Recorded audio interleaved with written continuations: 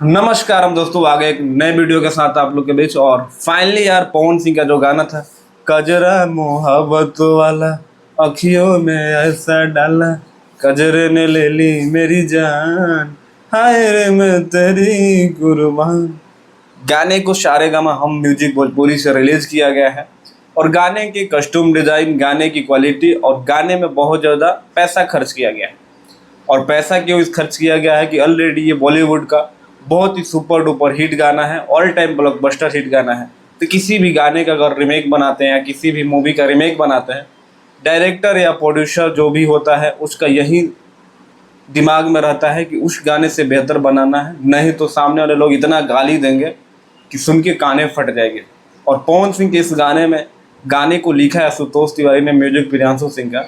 Mind blowing गाना है, 1 घंटे में करीब 1.5 से 2 लाख व्यू मिल चुका था और बहुत ही बेहतरीन गाना है। और इसमें नई एक्ट्रेस है, उन्होंने बहुत ही कमाल का काम करा है।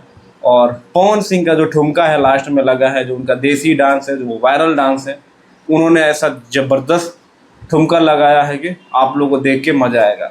गाना को डुएट बनाया गया है, शिल्पी राज के साथ पवन सिंह ने इस गाने को गाया है। और अभी तक आपने नहीं देखा है तो जाइए देखिए, ढेर सारा प्यार दीजिए। और देख लिए हैं तो कमेंट करके ज़रूर बताना कि वीडियो कैसा लगा। बाकी मिलते हैं अगले वीडियो में, तब तक अपने भाई को दो इजाज़त। नमस्कार।